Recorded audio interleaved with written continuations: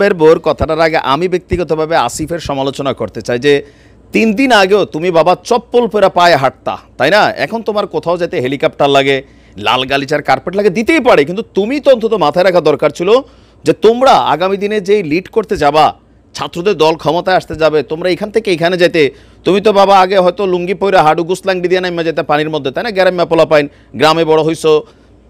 তোমরা যদি এই ঘটনাগুলো করো তাহলে তোমরা রাজনৈতিক দলের কিসের সমালোচনা করবা, কি করবা সমালোচনা? তো আসেন আবার মুসলিম ভাইয়ের বউয়ের বক্তব্যটা আমরা শোনাই। ভাবিয়ে কয় হন একটা সিগুলি কয় এলে কুমিল্লার ভাষায় কয় ভিডিওটা দেখতে দেখতে মনোযোগ দিয়ে শোনো, কয় আপনেতে ফরবালা, ফরেতে জঙ্গলবালা, জঙ্গলে যাও না বান্দর, তুই কোন হালা?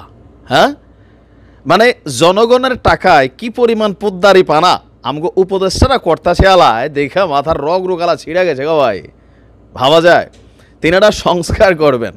আরে আমাদের এর আগে যারা ক্ষমতায় ছিল আওয়ামী লীগের যুগেও আমি দেখছি যে ডিএনসিসির মেয়র যিনি ছিলেন নদীর পার যাইয়া একটু টানা হেস্টা করছে, লাল গালিচা লাগে নাই, ব্যারিস্টার সমন্ত পানিতেই নামতেন। আর আমগো এই উপদেষ্টারা তারা কোন দেশের কোন মানে লাট সাহেবের ছেলে মেয়ে যে তারা আজকে একটা খাল খনন কর্মসূচিতে গেছে লাল গালিচা বিছাইয়া, এত বড় উপদেষ্টা। আমি তো মনে করি এই 3 জনের আজকে পদত্যাগ করা উচিত। এই যে রেজওয়ানা সাহেবা, তিনি আসলে কিসের সংস্কার করছেন বাংলাদেশের প্রেক্ষাপটে? ওনার যে সেক্টরগুলো আছে দেখেন, সেন্ট মার্টিনের সোগামারা হয়ে গেছে, এটা সোজা হিসাব।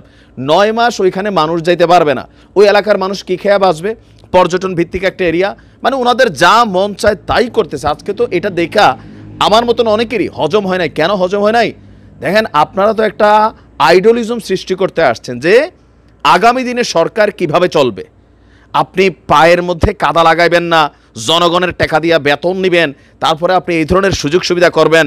দর্শক, আমি দেখাচ্ছি এই ঘটনাটা কোথায়। খাল সংস্কার কার্যক্রমের উদ্বোধন অনুষ্ঠানে খালের পার থেকে খনন পর্যন্ত লাল গালিচা বিছানোর যে দৃশ্যপট দেখছি, এটা নিয়ে আবার ডিএনসিসি আসছে চামচামি করতে। আমাদের এই প্রতিষ্ঠানগুলো চামচামি ছাড়তে পারে নাই। ডিএনসিসির ব্যাখ্যা পরে দিচ্ছি, ঢাকা উত্তর সিটি কর্পোরেশনের। আমরা যদি দেখি যে মিরপুর বাউনিয়া খালের প্রান্তে খাল সংস্কার কার্যক্রমের উদ্বোধনী অনুষ্ঠানের আয়োজন করা হয়। অনুষ্ঠানে উপস্থিত উপদেষ্টাবৃন্দ, অতিথিবৃন্দ বক্তব্য প্রদান শেষে আনুষ্ঠানিকভাবে সংস্কার কাজের উদ্বোধনের জন্য ভাসমান এক্সকাভেটরে ওঠেন। তারা ওঠা লাগবে কেন? উনি কি যে ড্রেজার মেশিন চালাবে নাকি সেখান থেকে ময়লা তুলবে? দাঁড়াই রয়েছে একজন দুইজন দেখে পিছন দিয়ে হাত দিয়ে রয়েছে। মানে ভাই, আপনার কেন চাইতে হবে?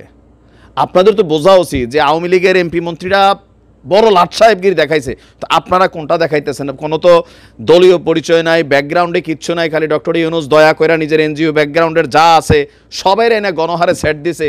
কিসের সংস্কার করেন আপনারা?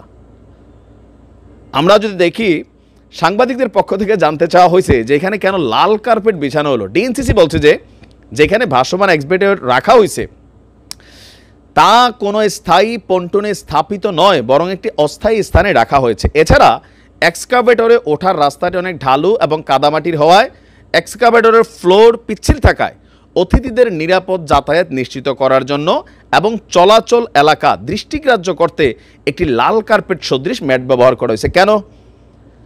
অন্য কিছু দেওয়া গেছে না? সালার বস্তা দেওয়া গেছে না? তাহলে তো চলতো। আর ওনারাও ওইখানে যাইয়া এক্সকাভেটরে উঠতে হবে কেন? মানে ওইটা কি উদ্ধার করছে জাতির? রাষ্ট্রের টাকা দিয়া, পয়সা দিয়া আমরা এইসব উপদেষ্টা পালাম। 3 জনের পদত্যাগ করা উচিত আজকের এই ঘটনার পর। কারণ ওনারা কি সংস্কার করবে এটা আমরা বুঝা গেছি।